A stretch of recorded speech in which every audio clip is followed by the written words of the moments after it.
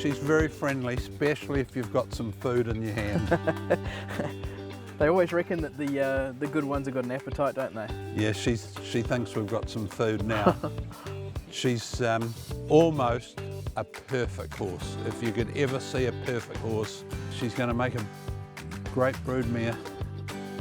For me, one of the most special things is having the opportunity to get to know her as an individual. And I know that might sound a little bit corny, but having her here and not just enjoying the spectacle and the joy of race day, but actually, learning about her personality. And she's a very, very special mare. And it's easy to say that about the good ones, but notwithstanding her race record, she's just got the X factor. So we had the plumber here the other day and he said, "Oh, here you've got that good horse out, can I have a look at her?" And she's the sort of horse, even if you didn't know who she was, you walk past that paddock and you turn around and have a second look. But it's the Kiwi wonder, 10 Group 1s, Imperatriz from Johnny Rockerai and the Valentina. The greatest thrill that Karyn and I have had is seeing the excitement that the owners have got out of racing this horse. They have told me, and a number of them have told me without going into their personal details or circumstances, that she has significantly changed their lives forever. I think the expectation wasn't so high from necessarily the ownership family, and I call them a family because we're very, very close friends, because we were all realists, and I used to keep saying, any minute this could stop. I mean, anything could happen. She might lose form, she might decide she wants to be a broodmare, she could be hurt, which she hasn't been, luckily. But you look at everything and you say, you just got to live in that moment. And I have to say the owners were incredible, absolutely incredible every step of the way, because they love her. Imperatriz is coming after, then Levante, Dragon Leap, Babylon Berlin needs the post, Imperatriz lunged, got there, Imperatriz another. Well, my favourite win was winning the railway, because John Elstop was chairman, Karyn was chairman, and I was chairman of the club, and it's the only railway that'll ever be run at Te Rapa. And to win it like she did, it was just the thrill of a lifetime. I mean, the Manikato was sensational. I loved the Manikato. The place was on fire on Cox Plate Day. But it would actually have to be the championship sprint at Flemington. And I'm Moonee Valley, sorry guys, because they're just so good to us. They love her. But there was something about winning during Cup Week. So winning on Cox Plate Day was extraordinary, and it was electric to win during Melbourne Cup Week. So they're very close, and two very different tracks, just showing her versatility again. Jess, you've had some good ones over the last few. Where does she rank? Well, she's certainly the fastest horse that we've had, that's for sure.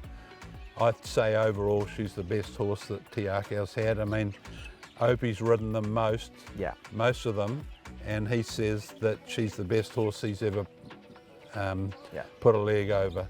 She would probably, if you look at them all, whether it's Darcy, Brahma, you mentioned them all, she would have to be, in terms of if you go through global ratings, global rankings, she hasn't won the most Group 1s, obviously that was Melody Bell, but she's won the most in Australia, 6, probably, or 4.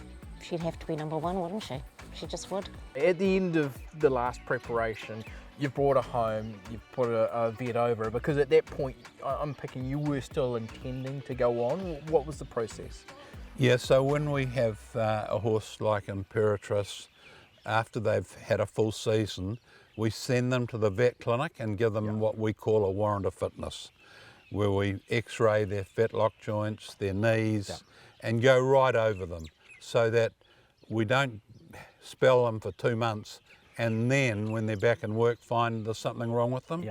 So it was then that we found that she had some wear and tear, a little bit of wear and tear in the knees, and we don't take 50-50 calls. We only race them if they're 100%. David and I rang every owner individually and explained it to them, and high emotions but complete understanding that her well-being had to come first. So it was a no-brainer. Selling her well, it's where the fairy tale began, isn't it? So there's quite a story yet to be told, I think. I mean, the joy of even having a horse good enough to compete in a Group 1. as a pleasure and a privilege. But everyone, the whole team, you know, everyone that's handled her, both of our stables, Cranbourne, New Zealand, the farm here, everyone feels a part of that journey, and they have been. You know, Jason, who strapped her, he just has a love affair with her that makes me actually get very emotional, and I know how hard this has hit him. And Laura Winks, who's ridden her and all her track work over there. I mean, everyone feels part of it. And from my perspective, I'm so sad to see her go. I just can't put my hand up. You know, she's a valuable mare, and she's the one you dream of all your life. From now to the sale time, she's going to be pretty close to you. You want to be sort of seeing her out the window, looking at her every day on picking. You want to take every opportunity to see that you can on picking. Yeah, well, the first thing I do when I wake up, I go and give her some breakfast and just check her. She's pretty special, that's for sure. She's been the bringer of great joy. She's one of the few horses that would bring me to tears, because I'm proud of her. She's a special sweetheart.